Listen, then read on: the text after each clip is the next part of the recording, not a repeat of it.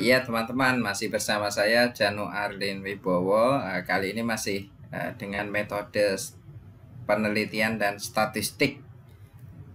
Pada kesempatan kali ini saya akan mencoba share bagaimana cara menyusun instrumen penelitian.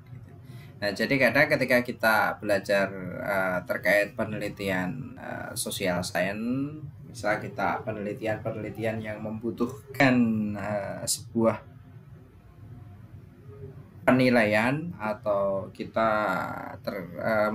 akan melakukan kajian khusus untuk melihat fenomena, di mana fenomena itu pasti kita membutuhkan guide atau kita membutuhkan pedoman untuk agar hasil amatan yang kita lakukan itu benar-benar akurat dan bisa dipercaya. Makanya kita membutuhkan instrumen. Satu itu. Yang kedua, kita butuh instrumen adalah untuk menjaga kualitas penelitian kita. Kualitas tidak hanya kualitas akhir, tapi juga kualitas proses. Dalam artian ketika kita melakukan penelitian, satu detik momen itu sangat berharga. Oleh karena itu, jangan sampai langkah yang kita ambil itu adalah suatu langkah yang overlapping atau langkah yang tidak tersistematik dengan baik, sehingga banyak data-data yang tertinggal. Nah, ini juga instrumen akan membantu kita dalam menjaga proses kita dalam melakukan penelitian. Oke, instrumen itu bisa jadi misal angket, itu adalah instrumen. Lembar penilaian sejawat, instrumen. Lembar observasi, instrumen. Lembar tes, itu juga instrumen. Lembar penilaian proses sebuah training atau pembelajaran, itu juga instrumen. Lalu pertanyaannya, bagaimana cara membuat instrumen yang baik? Satu kata yang pertama harus kita penuhi adalah pembuatan instrumen itu sangat membutuhkan penguasaan teori dari pembuatnya. Kata kuncinya adalah teori. Kenapa? Karena segala instrumen itu dikonstruk atau dibangun berdasarkan dengan teori-teori yang mendasarinya.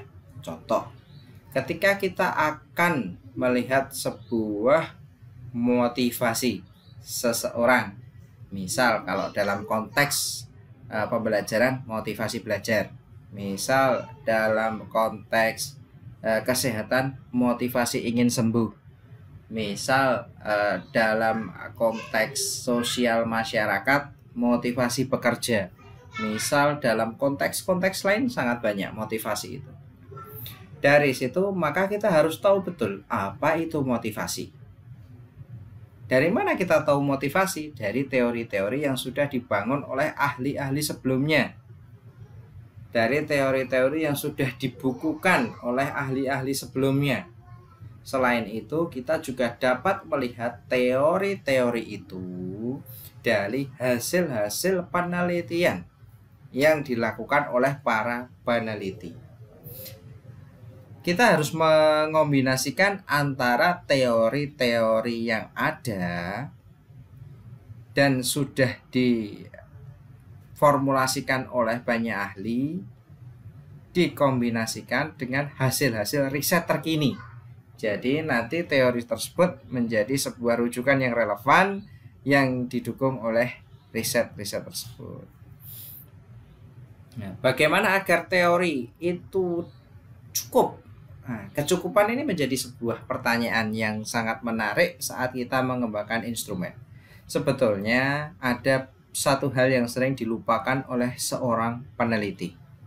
Yang pertama adalah ketika menyusun bab 2 atau tinjauan pustaka atau kajian pustaka atau landasan teori, apapun itu, yang jelas itu posisinya di bab 2 di tugas akhir, seringkali itu hanya dianggap pelengkap, seringkali itu hanya dianggap sebagai sebuah clipping, seringkali itu dianggap sebagai sebuah formalitas saja, padahal tidak.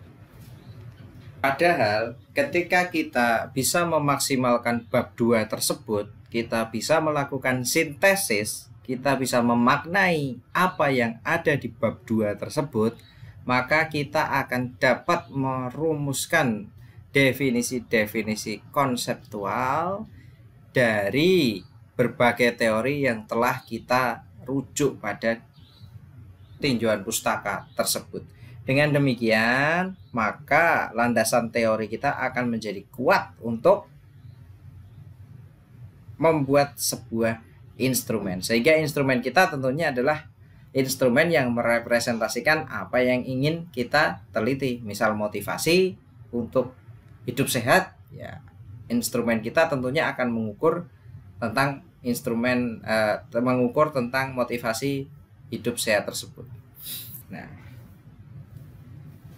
dari berbagai teori tersebut, maka kita dapat menentukan konstruksi dari instrumen tersebut. Konstruksi dari instrumen itu diawali dengan membuat sebuah definisi konseptual. Jadi konsep apa yang terkandung dalam teori-teori yang sudah kita ambil dari berbagai macam literatur, itu kita reduksi, kita ambil intisarinya sehingga menjadi definisi konseptual.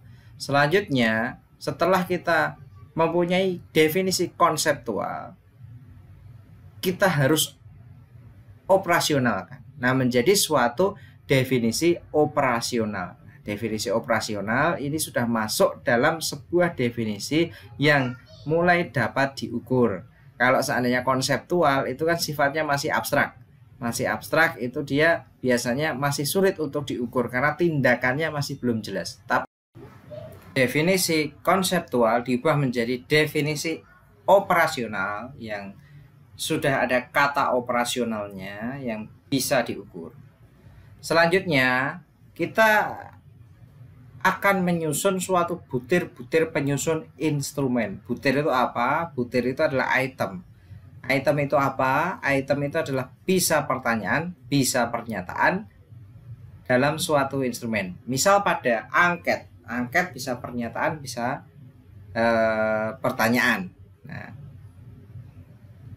itu adalah suatu butir. Pertanyaan 1 itu butir 1 atau item 1. Pertanyaan 2 itu butir 2 atau item 2. Nah, butir itu disusun atau dibangun berdasarkan definisi konseptual yang sudah dibangun berdasarkan definisi konseptual yang diturunkan menjadi definisi operasional dan dijabarkan menjadi butir. Seperti itu. Dan butir-butir. Misal butir-butir ini misal motivasi belajar. Motivasi belajar itu salah satu definisinya adalah ketika orang memiliki motivasi, maka dia itu akan memiliki semangat dalam belajar gitu. Nah, kata semangat dalam belajar itu dalam butir bisa dijabarkan. Misal dinyatakan saya antusias dalam mengikuti proses pembelajaran. Kata itu adalah ya atau tidak. Nah, misal seperti itu. Itu adalah salah satu contoh butir. Nah, di situ maka antusias itu adalah merupakan manifest atau merupakan dia itu tindakan yang kentara dari suatu konsep semangat belajar. Oke, selanjutnya ketika kita membuat instrumen, butir sudah ada. Nah, kita harus menentukan skala setiap butir. Jadi, butir-butir itu nantinya akan diukur atau nantinya itu akan diinterpretasikan dalam suatu skala yang tepat harusnya. Dan skala yang tepat itu tentunya bergantung pada peneliti dan tentunya teori. Nah, pada skala-skala yang tepat, misal ketika teman-teman ingin membuat angket proses misal semangat atau angket dia semangat belajar atau semangat bekerja atau semangat hidup sehat atau komitmen berhidup sehat atau dia itu Misal dalam kasus-kasus yang kekinian, misal komitmen dia dalam melawan corona, nah itu skalanya bisa, misal kalau seandainya angket bisa menggunakan skala Likert 1, 2, 3, 4 misal sangat tidak ya sangat setuju, misal sangat tidak setuju, setuju, sangat setuju. Nah, misal seperti itu. Bisa juga dia bisa ya, tidak. Nah, selain itu juga bisa juga berbagai alternatif yang lain. Yang jelas penentuan skala tersebut itu nanti akan disimpulkan menjadi sebuah nilai. Nilai yang nantinya itu menjadi simpulan subjek penelitian atau partisipan penelitian itu ada pada level seberapa. Misal kalau kita tadi itu mencontohkannya dengan motivasi, tentunya kita bisa menyimpulkan orang tersebut memiliki motivasi yang seberapa, itu harus jelas. Nah, itulah